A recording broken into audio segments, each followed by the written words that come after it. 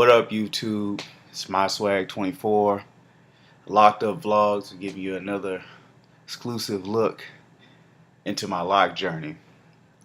So this week I read a hair story, Untangling the Roots of Black Hair in America, by Yana Bird and Lori Tharps. I believe it was written in 2000. And what these two authors were trying to achieve, they're trying to tell a story about Black people in America through their hair. And I thought that was rather fascinating. I've never really, heard of that kind of framework to discuss African Americans to that extent.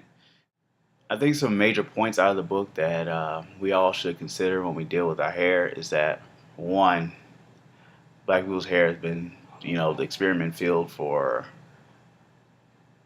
centuries, since they've been in America. Our hair has been burned, skin under it burned with various chemicals by a lot of these hairline industries. Self-inflicted, dealing with lye, which takes your skin off if if the concentration is a lot.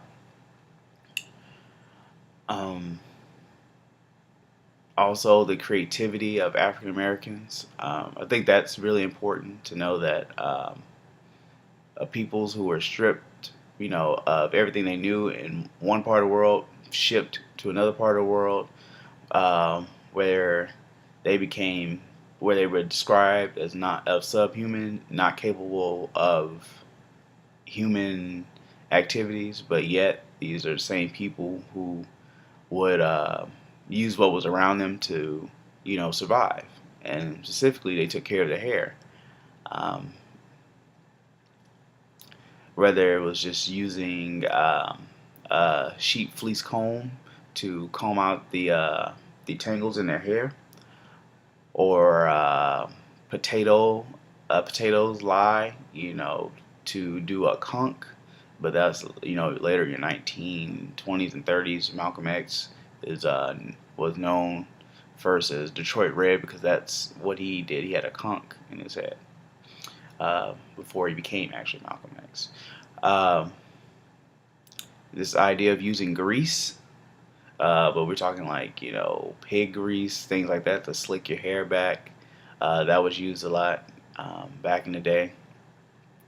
Now people are making things from home, just using a lot of household things. Apple cider vinegar, cocoa butter,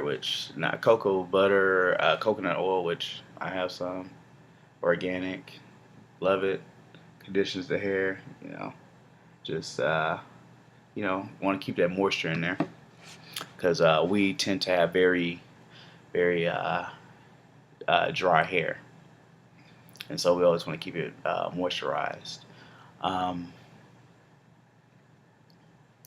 Another major point in the book is to understand the socio-political nature of our hair. Like, it's always been that way in America, and probably around the world, but my experience is America. That's where I was born and raised. My hair is always, for African Americans, it's always been linked to some kind of political statement. Locks back in the 70s and 60s, 70s, times of Bob Marley and a lot of other people who had locks, it became a sign of liberation, a blunt defiance to mainstream norms. Same thing, its predecessor, the Afro, was the same thing before it got commodified and used as a fashion statement. But before then, Angela Davis was known for the FBI shot where she had the fro, which was pretty cool. They talk about that in the book. I've only seen pictures, not really much the story behind it. Alright, so yeah, the section was called Dreaded Appeal. And they give us a history. Tells us that the word dreadlocks, and it's spelled without the A, and I'll tell you why in a little bit. Um, they got it from Tracy Nicole's Rastafari, and Rastafari, a way of life, as meaning unholy people's fear of the dreadful power of the holy. And the name derives from the days of the slave trade. And I think that's important to know that that dread, this hairstyle has a spiritual linkage, like its origins are spiritual. Um, I know a lot of people have different reasons for having locks. I'm no way trying to tell you how to have your locks, but I think it's always important to know where these things come from. You just shouldn't pick up something just because it's cool. You should always know where something comes from. Um, I never like to go around in life ignorant of the things that I do, because if someone asks me something, I should be able to explain it to them. And at least now a lot of people know where dreads come from. There you go. At least the origins of the name. Um, it says that many people drop the A um, in dreads to make it dreadlocks to strip it of its negative connotation, which is interesting. Um, because we can say the same thing with the N word.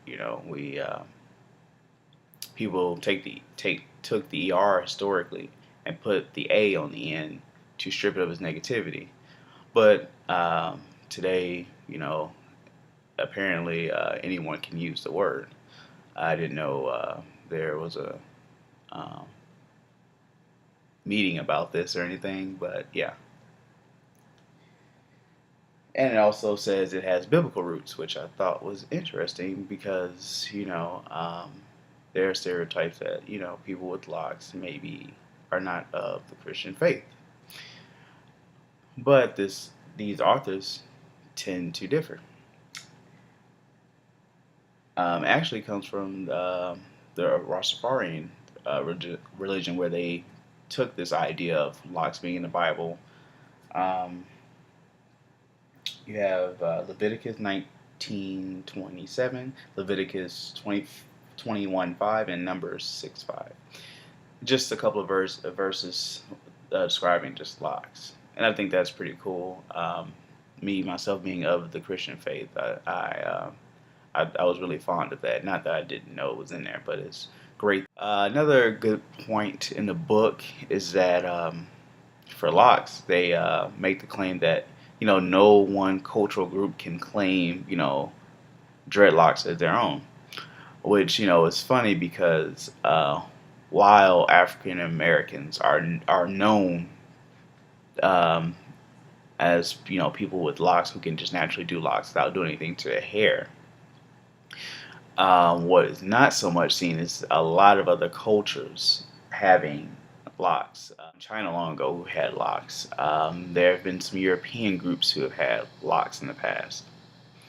But I think the general idea is just the fact that if you just leave your hair alone, just let it be, for a lot of non-African American people, your hair will lock up eventually.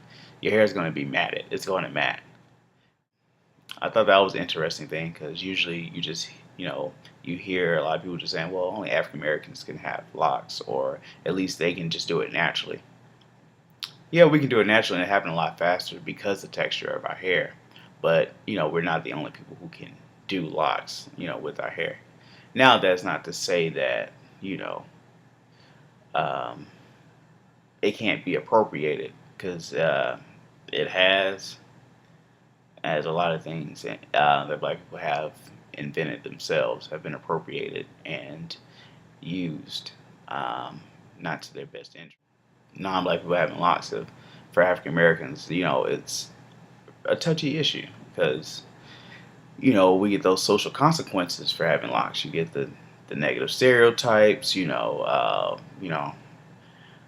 Whereas, non-African Americans can be seen as, metropolitan or worldly because they have locks. But we don't get that same kind of, recognition as being worldly or positive attributes with our hair. But anyone else that's not African American that has African American hair can. So I think that's where a lot of the frustration comes from.